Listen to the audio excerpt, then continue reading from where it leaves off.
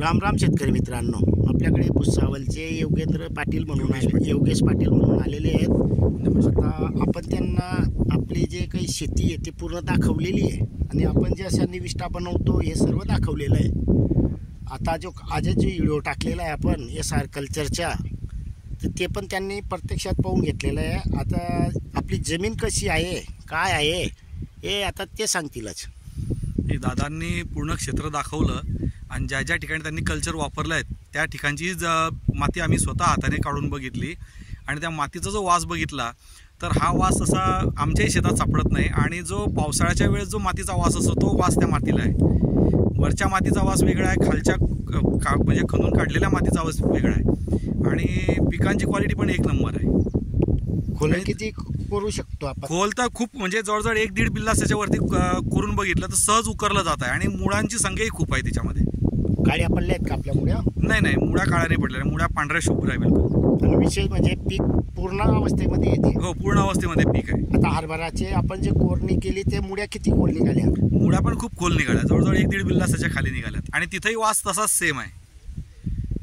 तर म्हणजे मी ओरिजिनल करतोय बॉय एक? नाही, ओरिजिनल करताय, असं खोटं वगैरे काही नाही। मी स्वतः बघितलं, मी स्वतः पूर्ण क्षेत्र फिरून बघितलं। यूट्यूबवर असे खोटं व्हिडिओ पण असतात किंवा असे भरपूर शेतकऱ्यांचे कॉमेंटमेंट बी असतात किंवा कॉमेंटमेंटपेक्षा फोनवर बोललेले असतात, त्याच्यामुळे माणसाला शंका असते की खरं आहे का खोटं आहे। पण एक सुनील दादांचं एक दिसलं की सुनील दादा आतापर्यंत जेवढे व्हिडिओमध्ये बोललेत आणि क्षेत्रावर जे आहेत ते खरं आहे, म्हणजे याच्यात असं काही कुठं लपवलेलं काहीच दिसलं नाही। त्यांच्या निविष्ठा मी स्वतः बघितल्या, ड्रम स्वतः बघितलेत आणि स्वतः त्या निविष्ठा हालून बघितल्या मी।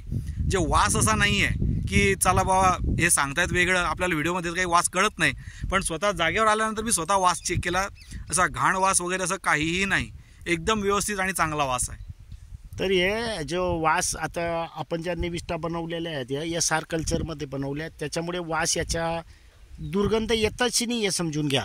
पूर्ण वास क्लिअर आहे, त्याच्यामुळे फवारणी करणाऱ्याला पण आनंद वाटतोय की बा असं नाही तर सुरुवातीला कसं असतं, या जो काही निविष्ठा असतात या घाण वास येतात त्याच्यामुळे शेतकरी फवारणी करायला बी टळतो। पण आता हे जो SR कल्चर आलेलं आहे याच्यामध्ये वास येत नाही, हे मात्र फायनल झालेलं आहे। आपण ताकगुड अंडीचे SR कल्चरमध्ये अंडीचे जे बनवलेलं आहे त्याच्याही वास तुम्हाला दाखवून देतो, ते राहून गेलेलं आहे, शेतातच ठेवलेलं आहे। कारण शेतात का ठेवलं आपण, जे आपण घरी SR कल्चरमध्ये बनवलेलं होतं त्याच्या इतका घाण वास येत होता महिन्यामध्ये की विचारूच नका। आता हे SR मध्ये कमीत कमी 1.5 महिना होऊन गेलेला आहे आणि याच्या फवारण्या चालू असल्यामुळे आता आळीसुद्धा दिसली की आपल्याला नाही, आळी तर कुठंच नाही आहे हरभऱ्यावरती। आज 47 ते 48 दिवसाच्या हरभरा झालेला आहे, ढगाळ वातावरण 2-3 वेळा येऊन गेलेलं आहे, तरी आपण याच्यावर आजपर्यंत अळीनाशक बनवून फवारणी बी केलेली नाही आहे। आणि शेतकरी मित्रांनो, मारली असती तर मी सांगून दिलं असतं, पण आपण मारलंच नाही, त्याच्यामुळे आपण जे आहे ते सांगून मोकळे होऊन जातो। बरोबर, कसं बरं वाटलं का मग इथे? हो, एकदम व्यवस्थित वाटलं आणि आज त्यासाठीच मी स्वतः कल्चर घ्यायला आलो की शेती स्वतः आपण बघून घेऊ काय नाही आणि स्वतः कल्चर घेऊन जाऊ इथून। राम राम। राम राम।